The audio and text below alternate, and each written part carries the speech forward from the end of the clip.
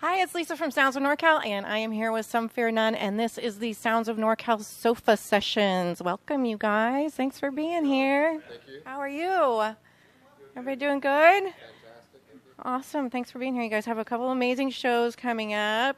Got my notes. We got March 23rd with Pop Evil coming up. Why don't you talk about that, Nathan? Oh, okay. You know what? Why don't I let Jason talk about that? That was his brainchild. March 23rd with Pop Evil, Ace of Spades. No, we're stoked to play with Pop Evil and devour the day. To be quite honest, it's one of the most relevant rock shows that has came through Sacramento in probably 5 or 6 years that have bands on it that are relevant to what's going on in the current music scene and not the past music scene. And they both were on Aftershock here in Sacramento this last time around, and we're stoked to be opening. I hope everybody shows up. So I noticed today that Rock on the Range sold out, and that's one of Pop Evil's big stops this summer. So tell me about what that would be on my bucket list. Rock on the Range is on my bucket list. A show at Red Rocks is on my bucket list. Talk about what's on your bucket list. I want to hear from each of you. Okay, cool. Yeah, I think being from here in Sacramento, ever since Aftershock presented itself, I think it was 2012. It was either 2012 or 2013, but I think it was 12. That was when we were just starting up, and we participated in the contest, to get on that. It was actually the only year that they had that. And they got us a lot of opportunity to get heard, a lot of people. So we came in second for that, but that was for us was a pleasant surprise to see that even though we were still kind of starting, that we had that much support. And we've always kind of looked at Aftershock as an opportunity, at least in our local market. It's probably the largest stage that exists. So we've always been supporters of, participating there and hanging out and meeting the other bands and things like that. And I think this year that would be exciting for us, bucket list items. The truth is, I think for us, it's kind of just making good music, really. And you're asking me, and everyone else can talk, but I think enjoying what we're doing is the reason why we're doing what we're doing. And I think I probably said this, last time we were together, but it hasn't changed. I think the idea of letting things just work themselves out. Concert in the Park, we were able to do that 2 years ago. I'd love to do that again if the opportunity presented itself. And so I'd say that's another, pretty large venue that allows us to have kind of a cool moment with our fans and expand our fan base. The bucket list. A little bit. My bucket list, just personally, I don't speak for everybody else, of course, would it be to play with someone like Chevelle. And if they happen to be on Aftershock this year, that would be really awesome. That kind of straight forward rock style music, that's my kind of thing. That or Queens of the Stone Age, something like that. It doesn't matter as long as it's on the West Coast or Europe. That'd be badass. I love it. All right. So I think for me, I have a couple of things, but number one would be I would love to someday play at the Crest Theater in Sacramento. For me, it's kind of iconic to me because that was the location I saw my very first concert. So it was actually Simon Says, and they opened up for Oleander back in the day. So we've had the opportunity to play with Oleander, so that was just super cool for me. But to actually play at that venue, because that was the very first venue I ever saw my first rock concert. So that was a lot of memories there that I'll never forget, And then, maybe out of range, but, you got to dream big sometimes. But I think to play at Wembley would be like the most amazing resume entry ever. But, they say if you don't dream, it's never going to come true. So. Steal my thunder there. Sorry, something else. Right. Yeah, that's right. What Gina said. So those are my two things. Are those venues, and then I don't know. I just love playing, and I don't necessarily, have any people that I'd say I have to play with, but those would be really cool to me to have that on my resume someday. Yeah. Right. Okay, gosh. So as far as bucket lists go, Gina also mentioned something else about, that is kind of on my local bucket list. Only I can say, I'd like to play the Crest Theater again. Only this time I'd like to have a lot more people there. Jason and I had a chance to play the Crest Theater for a benefit show back in the early 2000s. And at the time, that was kind of my short-range goal for that group. And getting to set foot on that stage and just put it all out there was an amazing experience. And now that we have what we have with Some Fear None, I'd love to be able to do that again. And to kind of piggyback on what Gina said about not necessarily having a particular group or an event to play, to me it's just having a large crowd in front of us and exchanging that energy back and forth, and having that feedback from the crowd. It's great to play in smaller venues, which we do, because it takes a lot fewer people to create, what feels like a big crowd. But to step on a large stage and play in front of a large crowd, that's what's up. As far as other items on the bucket list, Jason mentioned Europe and the idea of playing like the Rock am Ring or the Rock am Park festivals. I'd be blown away just to even be a part of it. Aftershock, is, like Nate said, it's probably one of the closest things that we have to that, at least in terms of environment and atmosphere. We attended the Aftershock this past year, and I'm actually pleasantly surprised at how it went down at Gibson Ranch, because I thought that with things being able to be more spread out and just laid out a little bit nicer, I thought it felt like a big event and a big deal. I would love to play Aftershock as far as our town goes, and then any other chances to play with big nationals that come through here, especially once the arena gets built. Playing that new arena, there's bucket list right there. That's got bucket list written all over it. So any chance that we get, to just continue to make a splash, and so there you go. Capitalize on that segue, making a splash. I wanted you to talk about this video for that you did for you're single. I'm sorry. I'm like right. And thank you. It's right there at the top. My eyes. I'm telling you, out of our hands. Talk about making the video. Whose concept was it? I have a complete phobia of water, so I watched that like with white knuckles. Like, oh my God, he's not going to go in. He's going in the water. Anyway, talk about that, Nathan. Okay. Well, the band kind of gave me a little liberty to kind of explore. I've always wanted to do kind of a music video, but never really done one before. As far as actually write it, direct it.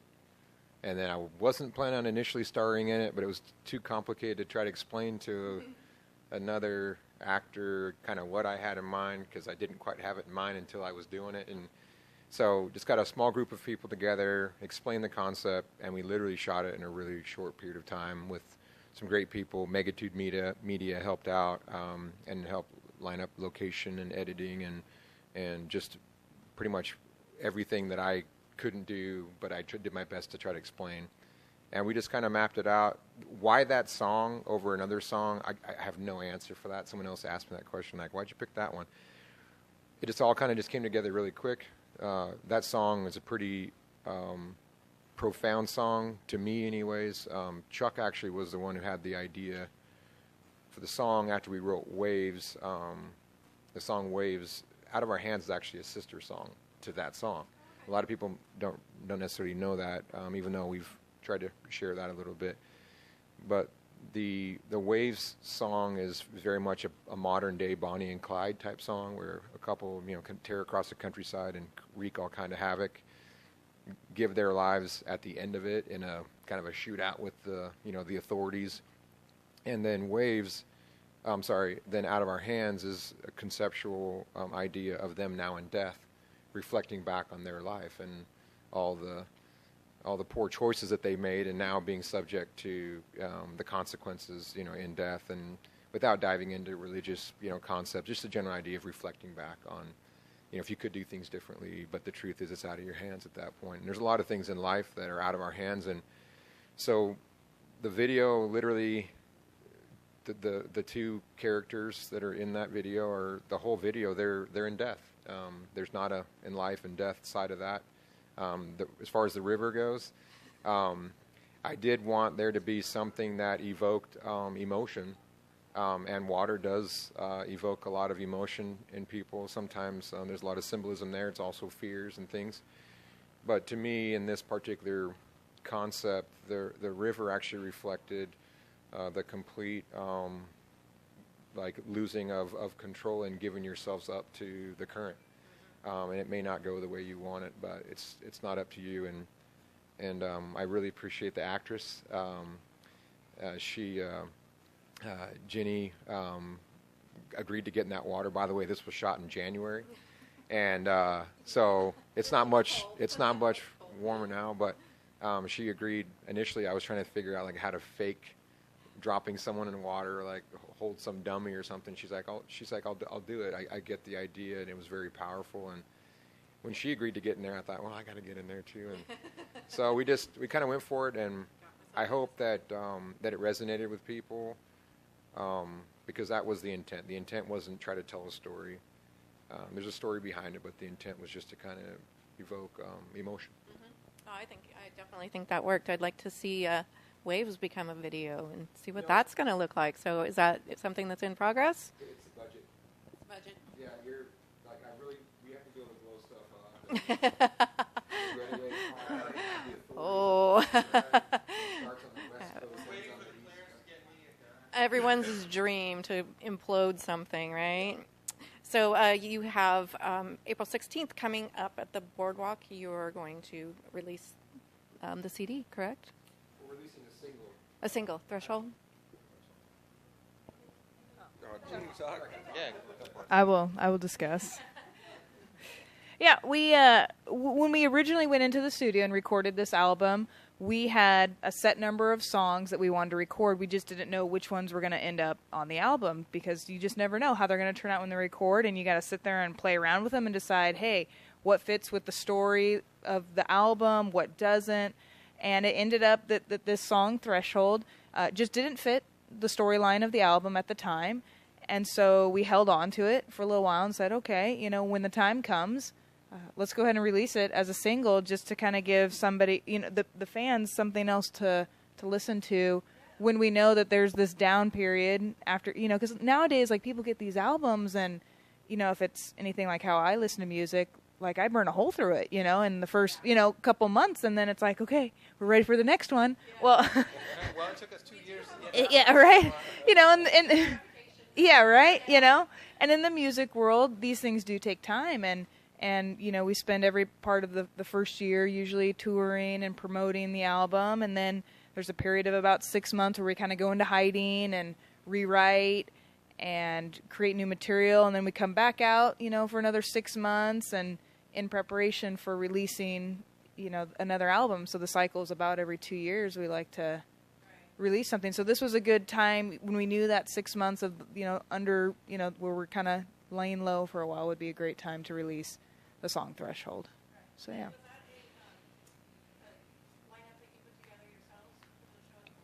Yeah, we typically try our hardest to put together all of our shows, because for a number of reasons, we are pretty particular in who we want to play with us, not only music styles, but we like to, play with different people in the scene, and people that we're really impressed with and proud of, and like to encourage to get better. And I think, just like a lot of other fans and stuff, we don't want to just be repeating ourselves with the same bands. We like to give other bands opportunities to get up and play. So we try every time really hard, especially if we're headlining, to hand select each band to be a part of the show.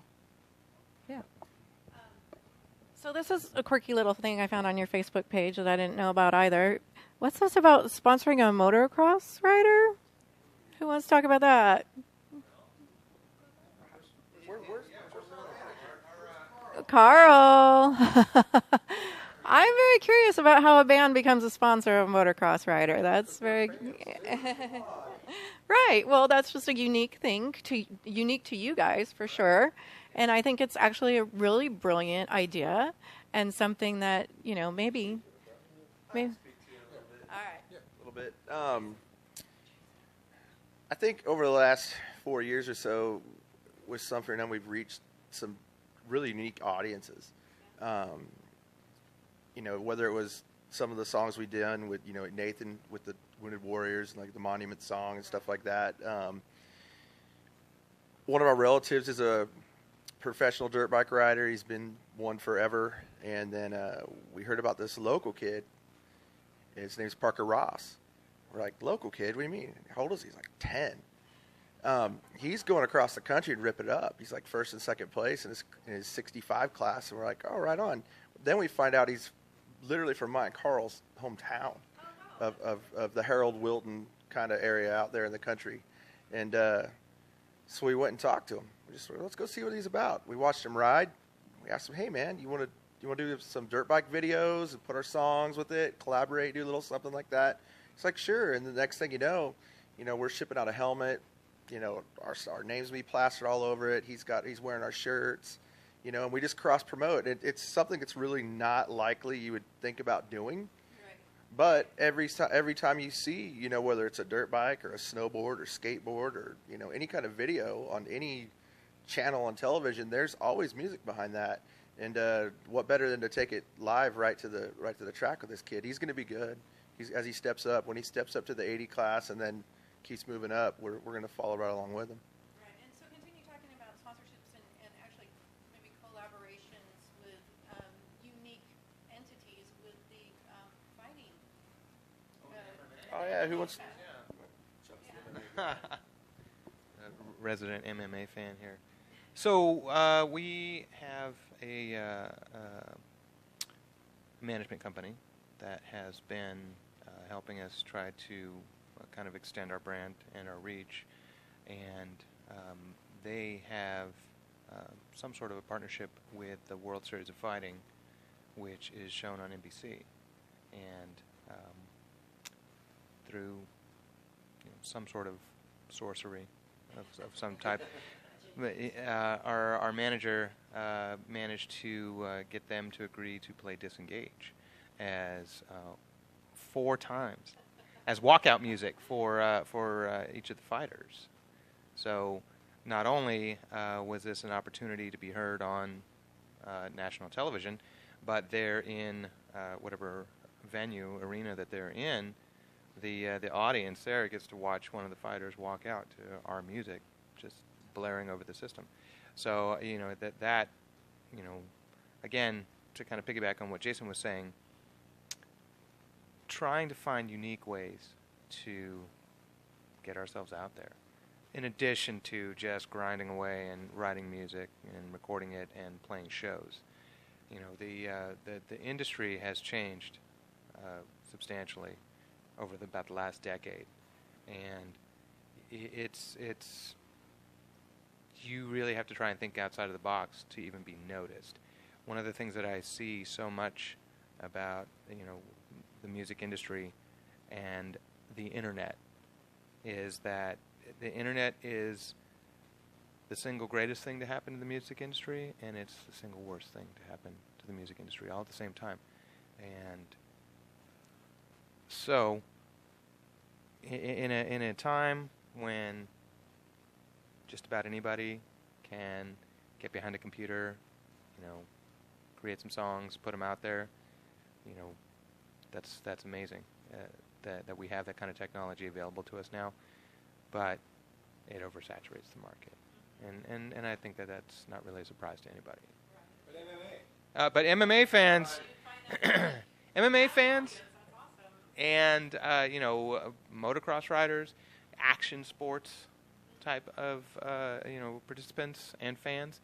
Like Jason said, anytime that you see any kind of a highlight video or even live events, there's music behind it. But more importantly, it's usually high energy music, active music, rock music. There are people that are starting to say that rock music is dying out because everybody uses computers. Electronic dance music is taking over. Well, okay, maybe that's the case in some people's minds, but there still isn't much that compares to picking up a guitar or sitting behind a drum kit or getting behind a microphone and just rocking out. So my next question is, you are nominated for 3 SAMMIES. What? Isn't that correct? I think it's 3. Maybe should be more than that. But 3 is pretty awesome. So who wants to talk about the SAMMIE Awards and what it means to Some Fear None? No, it's an honor for us. Is probably the easiest way to put it. We're not entirely sure how all that really works. So, for us, when there's a recognition from your peers and fans for certain things that you've done, it's cool. I mean, there's an opportunity that we have to, in a way, reward our fans because their band is being recognized. And so I think the way I look at it anyways is what a cool thing to be able to share with those that have supported us, more so than to have an award that we go put in our studio. But what a cool thing to share and to turn around and say, thank you, fans. Like, here's a real tangible thing that you can touch and that we can hold, and that symbolizes years and years worth of effort and support, and so that's how I feel about it. Oh, that sums it up for me right there. That's exactly how. Yeah. Well, congratulations on all 3, and looking forward. It's March 24th at the SAMMIES. The night after your Pop Evil show, so you're going to have a busy weekend. Is it a Wednesday and Thursday? I'm so out of it. I apologize. I'm out of town that week, so to me it's like, I don't know. I'm kind of not keeping tabs on that, except that I'll be rooting for you guys for sure. And I know there's just a ton of talent coming out of Sacramento, and it is hard to kind of get noticed. So I think motocross riding, MMA, whatever you're doing with Wounded Warriors, and all that stuff is only added to your notoriety in town and beyond. So talk about maybe beyond town. Are you guys thinking about touring, going out on the road at all anytime soon?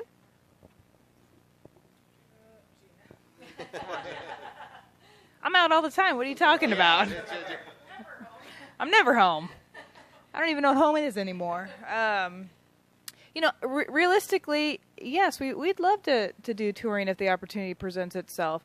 Right now, it's all about scheduling and what logistically makes sense and works out. But if the opportunity presents itself and we can structure the tour around our schedules and our lives that require us to be here in Sacramento or wherever else we need to be, but if the opportunity's there, yeah, why not? I mean, there's a lot of venues, like I said, that we would love to play, and places, but the fit has to be right. It kind of has to make sense. Yeah. Because, going back to what I was saying about how the landscape has changed a lot. And there's a popular opinion that says that, bands make all their money touring. And, whether it's through ticket sales, whether it's through merchandise, or, whatever other kinds of things that you can, manage to sell to somebody on the road, that's supposedly where you get all your money. And that is true to some extent, but there's a lot more to it than just that. And, for any working band these days, chances are they have day jobs. and like Gina was alluding to, you have to kind of work around that. And so, following in the in the mindset of working smarter and not harder, that opportunity that she's talking about is, it would have to make sense, and it would have to be able to position us to be put in front of substantial audiences. And I don't think there's anything wrong with saying that, because I think that's what every working band wants. We all want to play Wembley. We got to play a few dive bars on the way up there. Exactly.